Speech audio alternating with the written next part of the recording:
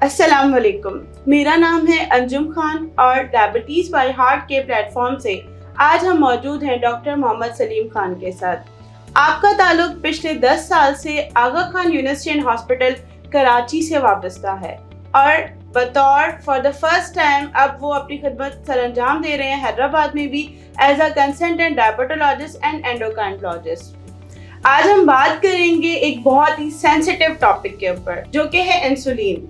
हम सर से बात करेंगे कि इंसुलिन क्या है, किस तरह से हमारी बॉडी के अंदर वो काम कर रही होती है, कौन सा स्टेज है वो डायबिटीज़ के मरीजों के लिए जहाँ पे इंसुलिन बहुत इंपॉर्टेंट है, और इसके अलावा हम सर से बात करेंगे कि इंसुलिन के क्या कोई साइड इफ़ेक्ट्स हैं या कोई रिस्क फैक्टर्स हैं, क्योंकि इंसुलिन डायबिटीज़ पेशेंट जो है वो diabetic patient life time insulin use करता है, तो हम उस पर बात करेंगे कि उसके कौन से रिस्क फैक्टर्स हो सकते हैं।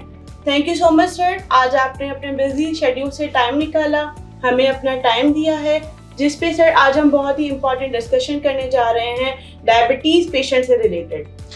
नॉर्मली सर अगर हम डायबिटीज़ की बात करते हैं और डायबिटीज़ पेशेंट की बात कर रहे होते हैं तो वो एक बहुत ही सेंसिटिव टॉपिक है, जिसमें सर इसीलिए आज हम आपके पास आए ताकि आप उससे बहुत क्लियरली हमारी पब्लिक को बता सकें कि डायबिटीज़ में हमें किन किन कॉम्प्लिकेशंस का शिकार जो पेशेंट हैं उन्हें हम किस तरह से डील कर रहे होते हैं। अस्सलाम वालेकुम। सबसे पहले तो मैं आपका शुक्रगुज़ार हूँ कि आपने मुझे इस इम्पॉर्टेंट टॉपिक पे बात करने का मौका दिया। जैसे कि हम सब जानते हैं कि ज़ियादतीज़ यानी डायबिटीज़ जिस तेज़ी से हमारी पॉपुलेशन में इसका तेज़ी से इसकी मतलब नंबर इंक्रीज़ हो रहे हैं, इसी तरीके से इसकी कॉम्प्लिकेशंस भी बढ़ती चली जा रही हैं। सो मैं समझता हूँ कि जो कॉम्प्लिकेशंस की आपने जो बात की है, अगर उसमें देखा जाए तो शुगर एक ऐसी बीमारी जो कि आपके सर से लेकर पैर तक जिस्म के हर हिस्से को मुतासिर करती है।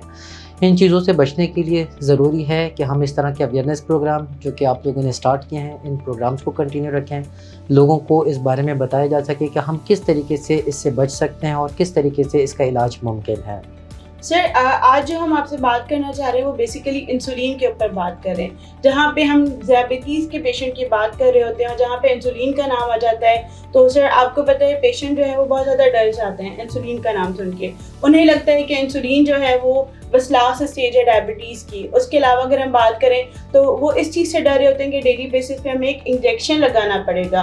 तो सर मैं इंसुलिन के बारे में आपसे बात करना चाहती हूँ कि इंसुलिन क्या है और वो हमारी बॉडी में किस तरह से काम कर रही होती है।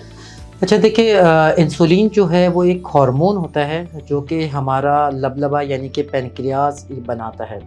अच्छा, इसका काम होता है इंसुलिन का बुनियादी तौर पे इसको शुगर जो आपके जिस्म के या ब्लड के अंदर खून के अंदर जो शक्कर होती है उसको जिस्म के सेल्स के अंदर बॉडी के अंदर लेके जाने का यानी ट्रांसपोर्ट का काम करती है।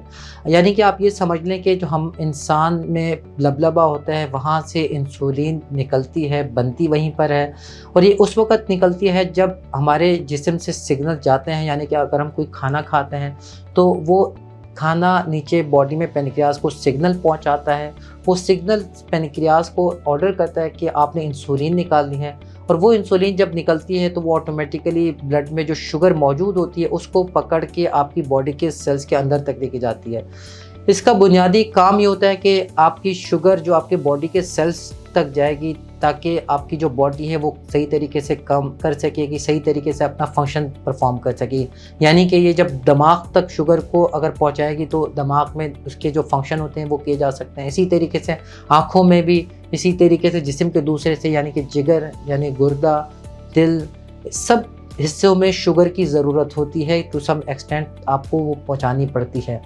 अगर आपकी बॉडी में जिस्म में इंसुलिन सही तरीके से मौजूद ना हो तो आपके जिस्म के मुख्तलिफ हिस्सों में जहाँ पर शुगर की ज़रूरत थी इंसुलिन वहाँ पर काम नहीं करेगी, और ऑटोमेटिकली वो शुगर जहाँ उसको पहुँचना है यानी कि वो उसको दिल, गुर्दे, दिमाग तक पहुँचना है वहाँ नहीं पहुँचेगी, बल्कि वो खून में रहेगी और मुस्तकिल फिर आपकी बॉडी के अंदर शुगर का लेवल हाई रहेगा। सर नॉर्मली अगर हम बात करें तो इंसुलिन एक ऐसी चीज़ है जो कि हमारी बॉडी नेचुरली नहीं बना रही होती और हम सिंपल उसे बाहर से ले रहे हैं। तो सर अगर मैं इंसुलिन की बात करूँ, डायबिटीज़ पेशेंट की हम बात करते हैं तो ऐसा कौन सा स्टेज है सर जहाँ हमें ये पता चले कि अब डायबिटिक पेशेंट को इंसुलिन की ज़रूरत है और अब उस पेशेंट के इंसुलिन बहुत इंपॉर्टेंट है? नहीं, देखिए ये बहुत ही इम्पोर्टेंट सवाल है जो कि आपने मुझसे किया। अक्सर ये लोगों का मुझसे सवाल रहता भी है, जो मेरे पेशेंट मुझसे करते हैं कि हमें क्या शायद इंसुलिन स्टार्ट कर देनी चाहिए, या हम क्या इंसुलिन के लिए सूटेबल हैं। तो ये एक तो बात ये याद रखें कि सबसे इसके लिए हमें ये पता होना चाहिए कि उस जिस मरीज़ को इंसुलिन हम लिख रहे हैं उसको शुगर की कौन सी किस्म है। एक शुगर की वो किस्म होती है यानी जिसको हम कहते हैं टाइप 1 डायबिटीज़। अक्सर वो बच्चों को होती है, जो एक तस्वुर है, वो सिर्फ़ और सिर्फ इंसुलिन पे ही चल सकते हैं, अपना शुगर का कंट्रोल कर सकते हैं। उसमें कोई स्टेज नहीं होती कि आपका शुगर का लेवल इससे ज़्यादा बढ़ जाए। ऐसे अफराद शुरू से ही इंसुलिन पे रहते हैं। अगर हम बात करें टाइप 2 डायबिटीज़ की, यानी वो अफराद जिनको स्टार्टिंग में टैबलेट्स दे के कंट्रोल करने की कोशिश की जाती है, अगर उनके बारे में हम बात करें तो उसके लिए इंसुलिन स्टार्ट उस वक़्त की जाती है जिस वक़्त आपकी दवाइयाँ काम करना छोड़ जाएँ, जिस वक़्त दूसरी ट्रीटमेंट यानी आपका परहेज़ करने के बावजूद, एक्सरसाइज करने के बावजूद, दवाइयों के रेगुलर इस्तेमाल के बावजूद भी आपका शुगर का कंट्रोल ना हो रहा हो, तो आपने इंसुलिन का स्टार्ट कर देना चाहिए। एक आम तस्वुर ये भी किया जाता है कि अगर किसी की 3 महीने वाली शुगर का लेवल 9% से या 10% से ज़्यादा आ जाए तो भी इंसुलिन स्टार्ट कर दी जाए। लेकिन ये बात अगर हम इन प्रैक्टिस इन रियलिटी बात करें तो ऐसा नहीं है। कुछ ऐसे भी हमारे पेशेंट्स होते हैं जिनका शायद हमारे पास जो शुगर का लेवल है वो 8 या 9% पे रहता है, लेकिन वो काफ़ी 4 मुख्तलिफ़ किस्म की दवाइयाँ लेने के बावजूद भी कंट्रोल उससे बेहतर ना हो, तो हमें उनको इंसुलिन स्टार्ट कर देनी चाहिए। अगर हम बताएं कि हमें मरीज़ जो कि टाइप 2 डायबिटीज़ होते हैं, हमारा टारगेट होता है कि हमें उनकी फास्टिंग शुगर 80 से 130 तक रखनी है और रैंडम ब्लड शुगर उनकी 80 से लेके 130 तक रखने की ज़रूरत होती है। ऐसी कोशिश करने के लिए चाहे वो दवाइयों से हो, दवाइयाँ नहीं तो फिर हमें इंसुलिन को स्टार्ट कर देनी चाहिए ऐसे पेशेंट्स के अच्छा लिए। सर, इंसुलिन में जो हमारे पास हम ब्लड शुगर मॉनिटर कर रहे होते हैं उसमें HbA1c लेवल का कोई मतलब कि कनेक्शन है कि कौन सा लेवल है, कौन सा पॉइंट है HbA1c लेवल का जहाँ पे हम इंसुलिन दे सकते हैं? बिल्कुल, बिल्कुल, बहुत इंपॉर्टेंट सवाल है। ये डिफरेंट गाइडलाइंस यानी डिफरेंट रिकमेंडेशन है जो कि अमेरिकन्स हैं, ब्रिटिश गाइडलाइंस हैं। उन कुछ का ये ख्याल था कि अगर 10% से ज़्यादा हो जाए तो आपने इंसुलिन स्टार्ट कर देनी है। कुछ का ख्याल होता है कि इसको 9% से जब अबव आ जाए तो इसको इंसुलिन स्टार्ट कर देनी चाहिए। लेकिन ये सारी चीज़ें पेशेंट्स टू पेशेंट्स की वेरिएबिलिटी है। यानी कि अगर मैं इसकी एग्जांपल दूँ, कोई मेरे पास ऐसा मरीज़ आ जाए जिसको अभी न्यूली डायग्नोज डायबिटीज़ है, जिसकी उम्र 25 साल है, 50 साल है, तो हम कोशिश ये करते हैं कि उनके लिए पहले तो लाइफस्टाइल मॉडिफिकेशन एडवाइस करें। उनको हम मशवरा देते हैं कि वो गोलियों का इस्तेमाल करें, परहेज़ का इस्तेमाल करें।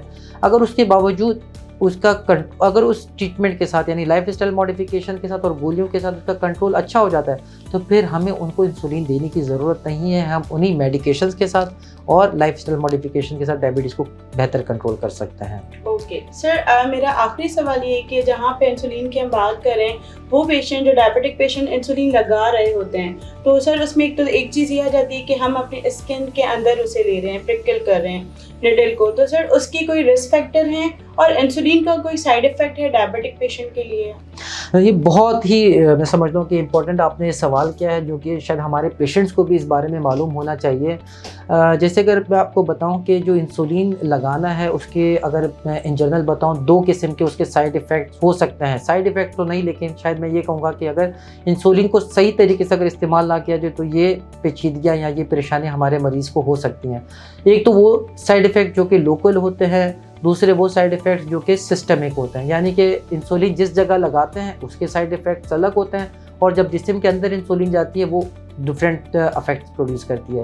लोकल साइड इफ़ेक्ट्स का मकसद ये कि जहाँ पर हमारे मरीज़ इंसुलिन लगा रहे हैं वहाँ पर उनको देखना चाहिए कि उनको रेडनेस तो नहीं हो रही है, वहाँ पर उनको दर्द होना या वहाँ पर कोई गिल्टियाँ बन जाना या वहाँ पर कोई काले निशान बन जाना, ये वो साइड इफ़ेक्ट्स होते हैं इंसुलिन के जो कि लोकल साइड पे होते हैं। इसी के साथ मैं उसके एहतियाती तदाबीर भी बता देता हूँ ताकि हमारे जो पेशेंट्स होते हैं जो कि इनसे बच सकते हैं।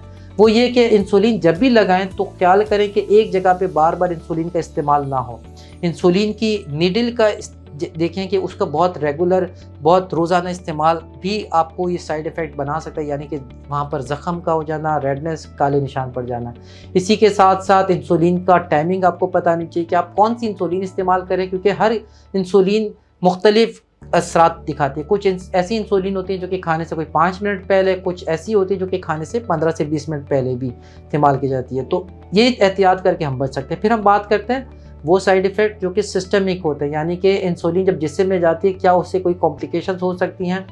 बिल्कुल हो सकती हैं। अगर आप अपने डॉक्टर्स के मशवरे के मुताबिक इंसुलिन इस्तेमाल ना करें और अपनी मर्ज़ी से अगर इंसुलिन की डोज़ को बहुत ज़्यादा या बहुत कम कर दें तो साइड इफ़ेक्ट हो सकते हैं। यानी कि अगर आपकी इंसुलिन आपकी ज़रूरत से ज़्यादा लगे तो शायद उसकी वजह से शुगर का कम हो जाना। अगर आपकी जो रिक्वायरमेंट यानी जितनी आपको इंसुलिन लगनी चाहिए तो और उतनी आपने नहीं लगाई, कम लगाई, तो आपकी शुगर हाई भी हो सकती है।